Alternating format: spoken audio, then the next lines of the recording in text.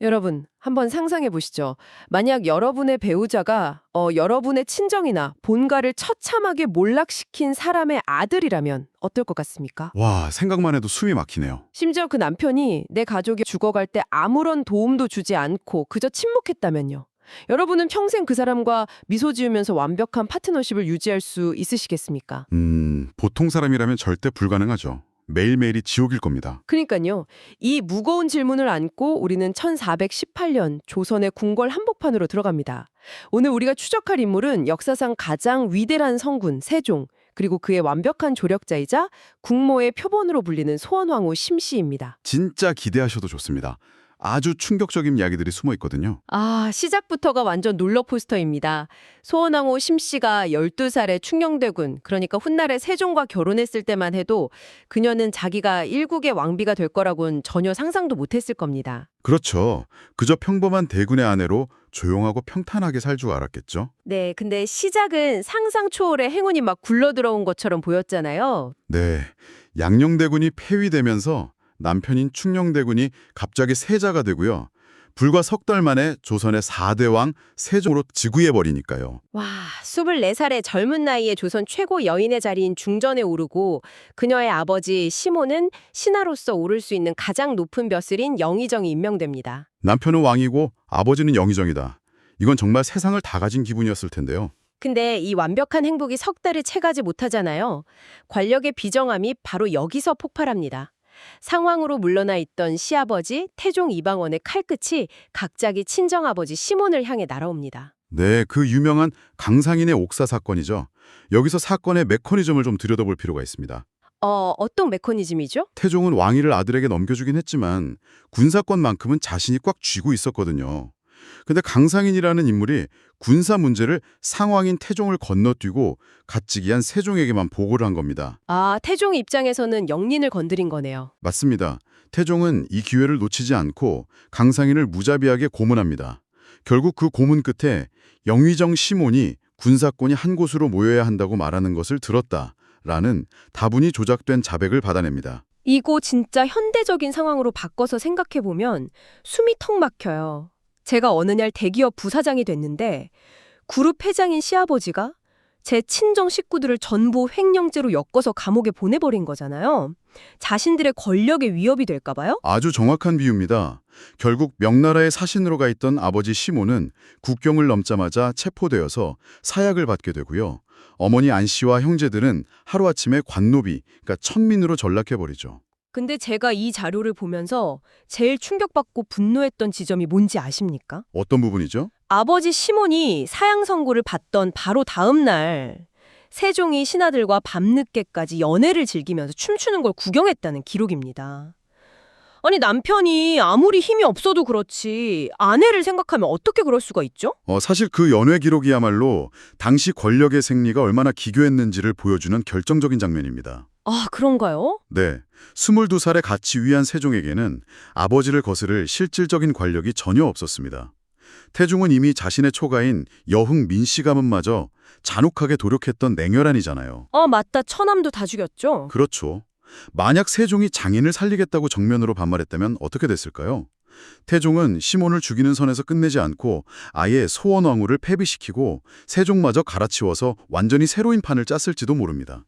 와, 그러니까 그 연회에서의 침묵과 막 동참하는 모습은 나는 아버지의 결정에 완벽하게 순응합니다 라는 걸 보여주는 소름 끼치는 정치적 퍼포먼스였던 거군요. 지켜봐야 했던 소원왕후의 내면은 대체 어땠을까요? 궁궐 안에 수많은 신하들이 당장 역적의 딸을 퇴비시켜라 하고 들고 일어나는 벼랑 끝 상황이었잖아요. 네, 보통의 인간이라면 시아버지를 저주하거나 남편의 멱살을 잡고 오열했겠죠. 하지만 그녀는 단 한 방울의 눈물도 흘리지 않았다고 합니다. 와, 진짜 철의 여인이네요. 오히려 자신을 압박하는 신하들을 향해서 저는 심씨 집안 사람이 아니라 이씨 집안 사람입니다. 이렇게 선언해버리잖아요.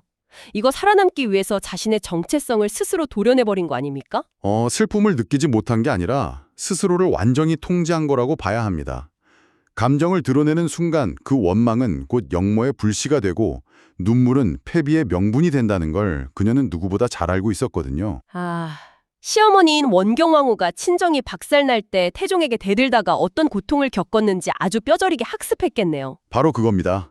그래서 소원왕후는 남은 자식들을 지키고 살아남기 위해서 스스로를 완벽한 궁모라는 거대한 감옥 속에 유폐시켜버린 겁니다. 완벽이라는 이름의 감옥. 와, 정말 소름 돋는 비유네요.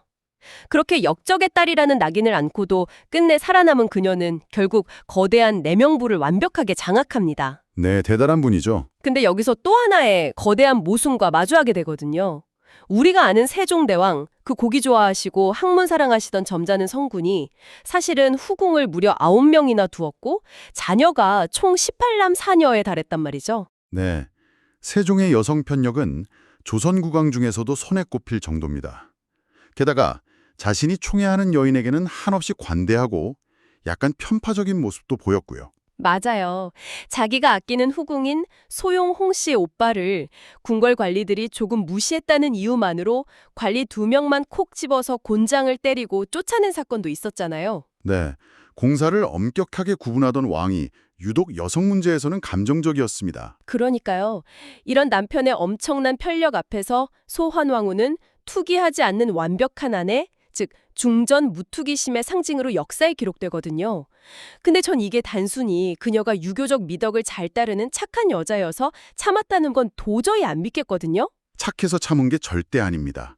이건 소원왕후가 구사한 고도의 대리지배 전략으로 읽어야 합니다. 대리지배 전략이요? 그게 뭔가요? 내명부라는 공간은 단순히 왕의 여자들이 사는 곳이 아니라 거대한 정치적 지분이 오가는 권력의 최전선이거든요. 만약 명문가의 통제 불가능한 딸들이 후궁으로 계속 들어온다면 어떻게 될까요? 그 친정 세력들이 후궁을 등에 업고 파벌을 막 만들겠죠. 왕의 총애를 무기 삼아서 중전의 자리를 위협할 수도 있고요. 바로 그 리스크를 원천 차단한 겁니다.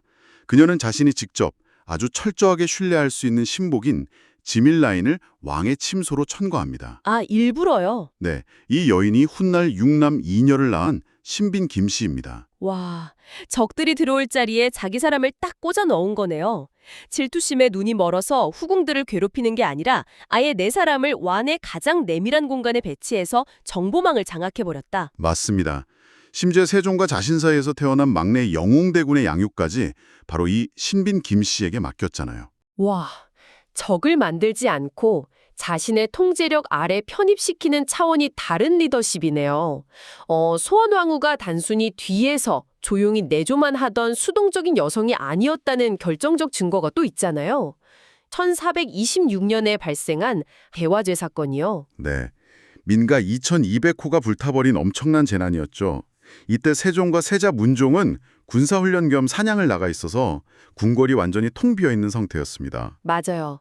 불길이 걷잡을 수 없이 번져서 조선 왕실의 신주가 모셔진 종묘까지 불탈 위기에 처했었죠. 네, 왕이 없는 상황에서 당시 만삭의 몸이었던 소원왕후가 직접 화재 진압의 컨트롤 타워로 나섭니다. 그냥 대피를 하는 게 아니라 아주 단호한 명령을 내리죠. 돈과 식량 창고는 다 타버려도 좋으니 조선의 정통성인 종묘만큼은 무조건 지켜라. 돈과 식량 창고는 다 타버려도 좋으니까 조선의 정통성인 종묘만큼은 무조건 지켜라. 이렇게요. 위기 상황에서 국가의 최우선 순위가 무엇인지 정확히 꿰뚫어 본 겁니다. 세종이 평소 자신이 자리를 비울 때 내명부뿐만 아니라 국가의 주요 결정을 소원왕후에게 위임할 정도로 그녀를 무한히 신뢰했다는 게 입증된 거죠. 네, 이렇게 강인하고 완벽하게 시스템을 통제했던 철의 여인이었지만 참 안타깝게도 그녀의 개인적인 삶은 끝없는 비극의 연속이었습니다. 네, 시아버지의 칼날에서 시작된 불행이 이번에는 자식 세대로 고스란히 넘어가거든요. 장남인 문종의 세자빈들이 연달아 쫓겨나는 초유의 사태가 벌어지잖아요. 첫 번째 며느리 휘빈 김 씨는 남편 사랑을 얻겠다고 막 뱀이 교미할 때 흘린 전기를 수건에 묻혀오는 주술을 쓰다가 걸려서 쫓겨나고요. 네, 두 번째 며느리 순빈봉 씨는 아예 궁궐 안에서 궁녀와 동성애 스캔들을 일으키고 물건을 빼돌리다 패출됩니다. 게다가 넷째 아들 임영대군은 14살이라는 어린 나이에 2번이나 이혼을 하고 기방을 재집든 아들 듯 하면서 온갖 비행을 저지르잖아요. 네, 부모의 속을 그야말로 새카맣게 태웠죠. 하지만 소원왕후를 진짜로 분괴시킨 건 1444년의 일입니다. 아, 1444년. 평생의 한이었을 친정어머니 안 씨가 노비 신분에서 겨우 면천된 지 얼마 되지 않아서 세상을 떠납니다. 근데 슬픔을 추술 새도 없이 다섯째 아들 광평대군과 일곱째 아들 평운대군이 연달아 천연도로 목숨을 잃잖아요. 평생의 버팀목이었던 어머니와 진짜 눈에 넣어도 아프지 않을 아들 둘을 불과 몇 달 사이에 잃은 몹니다. 와, 너무 가혹하네요. 결국 그 무쇠 같던 소원왕후도 이 충격에 병석에 눕고 맙니다. 이때 세자 문종과 대군들이 어머니를 살리겠다고 아주 끔찍한 의식까지 치르거든요. 연비라고 하죠. 불교 의식 중 하나인데 자기 팔의 맨살 위에 향을 올려놓고 불로 지지는 그 고행이잖아요. 맞습니다. 왕의 아들들이 자기 살을 태워가며 어머니의 쾌유를 빌었다는 건데 그 간절함이 얼마나 컸는지 짐작해 가면서도 너무 안타깝습니다. 아, 진짜 이쯤 되니까 세종의 진짜 속마음이 묻고 싶어집니다. 아내를 평생 이렇게 가혹한 운명 속에 밀어넣어 놓고 대체 세종에게 소원왕후는 어떤 존재였을까요? 세종의 마음은 지독히 모순적이었습니다. 그는 아내를 아주 깊이 존경했거든요. 후궁이 그렇게 많았는데도요? 네, 후궁이 그렇게 많았음에도 소원왕후가 방에 들어오고 나갈 때는 일국의 왕인 세종이 직접 자리에서 일어나 극진한 예우를 표했습니다. 와, 직접 일어났다고요? 게다가 신하들이 중전과 대화할 때는 스스로를 신이라고 낮춰 부르게 만들면서 그녀의 권위를 하늘 끝까지 세워주었죠. 오, 대단하네요. 하지만 가장 중요한 단 한 가지는 끝내 들어주지 않았습니다. 그게 뭔데요? 바로 그녀가 살아있는 동안 처형당한 친정아버지 시몬의 명예를 복권해주지 않은 겁니다. 아니, 왕이 마음만 먹으면 할 수 있는 일 아니었나요? 평생을 헌신한 아내의 유일한 소원이었을 텐데요. 그것이 권력의 냉혹함입니다. 시몬을 복권시킨다는 건 곧 태종의 결정이 틀렸다는 것을 세종 스스로 인정하는 꼴이 되거든요. 아, 그렇구나. 태종의 절대적인 권위 위에 세워진 자신의 왕위 계승 명분 자체가 뿌리째 흔들릴 수 있는 치명적인 뇌권이었던 겁니다. 듣고 보니 그렇네요. 세종에게 소원왕후는 진심으로 사랑하고 아끼는 반려자였지만 동시에 조선 왕실의 안녕을 위해 완벽하게 작동해야만 하는 정치적 부속품이어야 했던 거죠. 아, 살아서는 왕실의 안정을 위해 끝까지 철저하게 이용해놓고 그녀가 1446년 52살의 나이로 눈을 감자마자 기다렸다는 듯이 아들 문종을 통해서 외조부 시몬의 억울함을 풀어주잖아요. 네, 참 아이러니하죠. 게다가 아내의 무덤 옆에 미리 자기 자리를 마련해서 조선 최초의 합장능인 영능을 만들고요. 아내를 부처에 비유한 월인 천광지곡을 직접 지어바치기까지 합니다. 네, 달이 1000개의 강을 비춘다면서요? 네, 최고의 헌사를 남겼지만 글쎄요. 이게 위대한 사랑인지 아니면 평생 아내를 희생시킨 것에 대한 지독한 죄책감의 발로인지 마음이 아주 복잡해집니다. 세종의 늦은 헌사도 참 애달프지만요. 역사를 관통하는 이 이야기의 진짜 소름 끼치는 부분은 소원왕후가 눈을 감은 그 이후에 벌어집니다. 이후에요? 네, 그녀가 평생 동안 자신의 자아를 죽여가며 그토록 아슬아슬하게 지켜냈던 왕실의 질서가 그녀라는 방패가 사라지자마자 처참하게 무너져 내리거든요. 아, 마침내 그 나비 효과가 시작되는군요. 조선 역사상 가장 잔혹한 피바람, 계유정란입니다. 우리는 보통 수양대군의 끝없는 야심이나 한명회의 모략, 김종서의 비참한 죽음만 떠올리는데요. 사실 이 모든 참극의 근본적인 원인이 바로 소헌황후의 부재에 있었다는 거죠. 완전히 핵심을 짚으셨습니다. 장남 문종이 즉위한 지 얼마 안 되어서 세상을 떠나고 13살의 어린 단종이 즉위합니다. 조선의 시스템상 어린 왕이 즉위하면 반드시 왕실의 가장 큰 어른인 대왕 대비가 발을 치고 정치를 돕는 수렴청정을 해야만 하거든요. 네, 대왕 대비의 존재는 흔들리는 전국을 잡아주는 궁극의 안전장치잖아요. 맞습니다. 그런데 비극적이게도 단종 곁에는 할머니인 소원왕후도 친어머니인 현덕왕후도 이미 모두 죽어 없었습니다. 왕을 지켜줄 왕실의 여성 어른이 단 한 명도 없는 그야말로 조선 역사상 전무후무한 권력의 공백 상태가 발생한 거네요. 네, 김종서나 황보인 같은 대신들이 어떻게든 그 공백을 메우려 했지만 신하의 권력과 왕실 어른의 정통성은 질적으로 다릅니다. 이 거대한 틈을 파고든 맹수가 바로 소원왕후의 둘째 아들 수양대군이었죠. 와, 수양대군이 철퇴로 대신들을 내리치면서 정권을 장악하고 결국 자기 조카인 단종은 물론이고 한배에서 태어난 친동생 안평대군과 금성대군까지 처참하게 살해하잖아요. 만약에 정말 만약에 소원왕후가 살아서 대왕 대비의 자리에 굳건히 앉아 있었다면 어땠을까요? 수양대군이 감히 어머니의 눈을 똑바로 쳐다보며 친동생과 조카를 죽이는 패륜을 저지를 수 있었을까요? 절대 못했겠죠. 네, 감히 단언컨대 절대 불가능했을 겁니다. 조선 후기의 역사를 보더라도 대비가 건재한 상황에서 왕실 종친이 왕위를 찬탈한 성공 사례는 단 한 번도 없습니다. 와, 진짜요? 네, 수양대군이 평소 어머니에게는 아주 지극한 효자였다는 기록을 보더라도 소헌황후가 살아 숨쉬고 있다는 사실 자체가 그 어떤 대군사보다 강력한 억제력이 되었을 겁니다. 아, 그녀의 이른 죽음이 부른 나비 효과가 정말 끔찍하네요. 여기서 우리가 앞서 짚었던 그 대리집의 전략을 다시 떠올려 보면 상황이 더 귀괴해집니다. 아, 신빈김 씨 말씀이시죠? 네, 소원왕후가 내명부를 장악하기 위해 심어놓았던 그녀의 신복, 신빈 김씨 기억하시죠, 여러분? 막내 아들의 양육까지 맡겼던 그 후궁이요. 네, 소헌황후의 절대적인 우산 아래서 권력을 누렸던 인물이죠. 소원왕후가 죽고 계유정난이 터지자 이 신빈 김씨가 낳은 6명의 아들들은 일제히 어린 시절부터 가깝게 지내던 수양대군의 편에 섭니다.